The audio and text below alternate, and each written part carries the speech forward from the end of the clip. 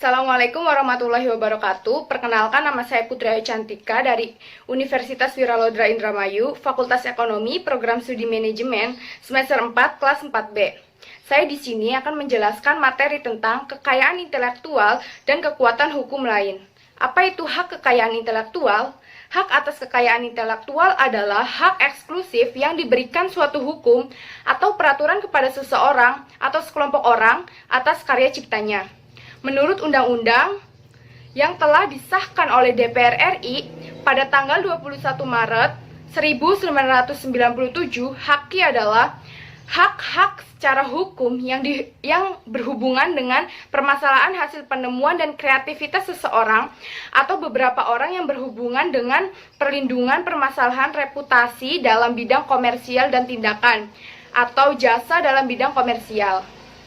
Hak kekayaan intelektual yang pertama, paten. Paten adalah sebuah pengakuan yang diberikan oleh perintah dengan memberikan hak eksklusif kepada penemu suatu produk atau proses untuk merakit, mengeksploitasi, menggunakan, dan menjual penemuan atau proses penemuan tersebut.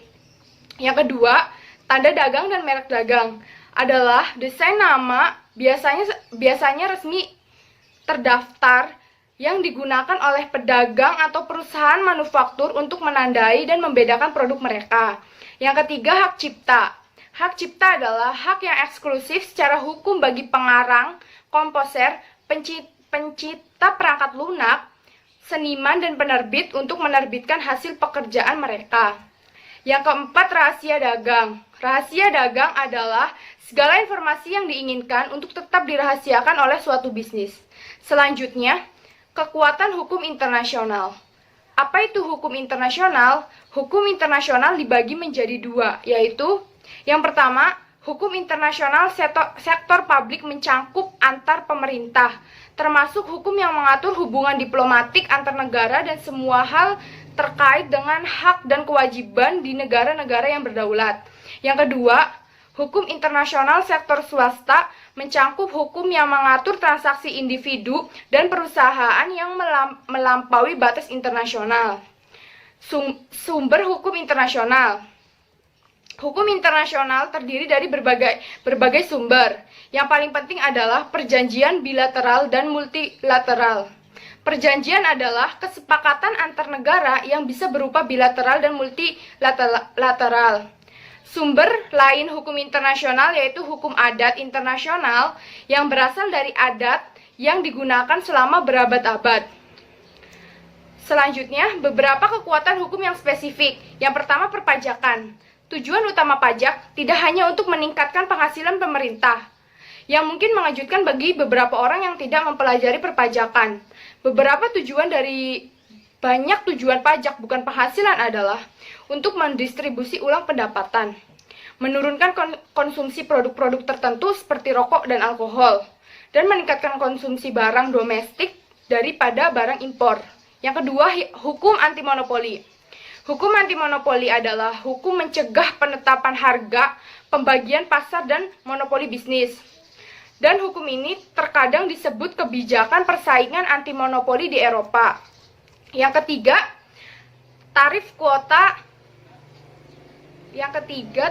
dan hambatan perdagangan lain. Ada banyak bentuk lain proteksi atau hambatan perdagangan dalam hukum nasional. Beberapa di antaranya adalah persyaratan mengenai kesehatan atau pengemasan yang lainnya terkait bahasa, seperti keharusan untuk menggunakan bahasa Prancis pada label dan dalam iklan, manual, garansi, dan sebagainya. Untuk barang-barang yang dijual di Prancis, termasuk situs yang servernya berlokasi di Prancis. Yang keempat, kerugian. Kerugian adalah kerugian yang dibebankan pada orang lain, baik secara sengaja maupun karena kelalaian. Dengan hal ini diatasi memakai cara pertanggungjawaban produk dan kewajiban yang ketat di dalamnya mengharuskan perusahaan desain atau manufaktur bertanggung jawab terhadap kerusakan yang disebabkan oleh suatu produk tanpa kebutuhan akan adanya penggugat untuk membuktikan kelalaian pada proses merancang atau memproduksi produk tersebut. 5. Keragaman hukum. Tiap negara memiliki hukum tersendiri dan memiliki keanekaragam. Kesimpulannya, Bisnis internasional dipengaruhi oleh ribuan dan peraturan yang dikeluarkan oleh negara bagian, negara, dan organisasi internasional. Para pembisnis internasional harus menyadari lingkungan hukum yang mereka hadapi. Hak kekayaan intelektual seperti paten, tanda dagang, hak cipta, dan rahasia dagang juga diperlukan. Setiap negara yang berdaulat bertanggung jawab untuk menciptakan dan menegakkan hukum di dalam yurisdiksinya. Selain kekuatan hukum, kekuatan finansial dan kekuatan tenaga kerja juga penting bagi suatu negara dalam melakukan bisnis internasional. Ada beberapa kekuatan finansial, antara lain yaitu fluktuasi nilai mata uang, perpajakan, tingkat inflasi, dan bunga, serta neraca pembayaran. Sekian penjelasan dari saya, kurang lebihnya mohon maaf. Wassalamualaikum warahmatullahi wabarakatuh.